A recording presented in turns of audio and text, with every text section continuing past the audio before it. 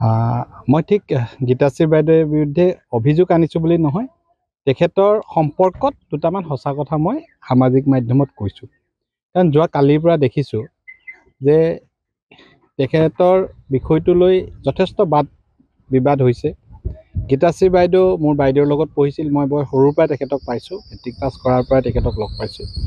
বাইদেউ পঢ়াত অত্যন্ত চিৰিয়াছ তেওঁক দেখিছোঁ, কিন্তু কথা হ'ল যে তেখেতৰ যি বি বৰুৱা কলেজৰ অধ্যাপক হিচাপে দিয়া ইণ্টাৰভিউৰ সময়ত তেখেত ডক্টৰেট ডিগ্ৰী লোৱা নাছিলে, তেখেতৰ MPhil নাছিলে, PhD নাছিলে।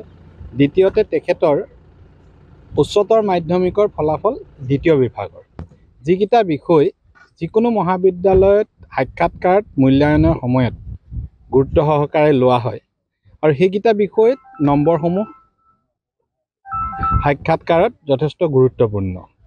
দ্বিতীয়তে অখিল গগৈ ডাঙৰীয়াই যোৱাকালি কোৱা শুনিছোঁ যে গীতাশ্ৰী বাইদেউ ডিব্ৰুগড় বিশ্ববিদ্যালয়ৰ স্নাতকৰ গ'ল্ড মেডেলিষ্ট। এইটো গোকাত মিছা কথা।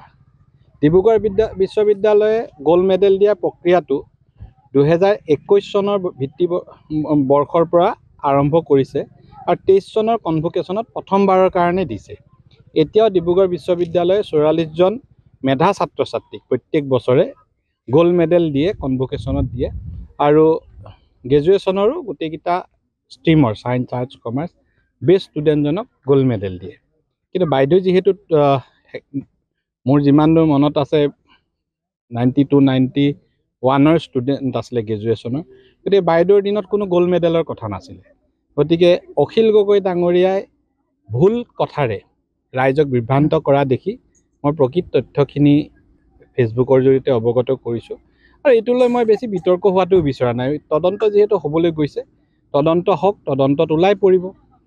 কিন্তু কোনো এনেকুৱা নহয় যে এটা স্পৰ্শ কৰিব নোৱাৰা মেধা শক্তিৰ গৰাকী আৰু তেওঁৰ বিষয়ে কোনো আলোচনা নহ'ব, এনেকুৱা কোনো ধৰণৰ কথা হ'ব নোৱাৰে। যিকোনো বিষয়ত অভিযোগ আহিব পাৰে, অভিযোগ আলোচনা হ'ব পাৰে।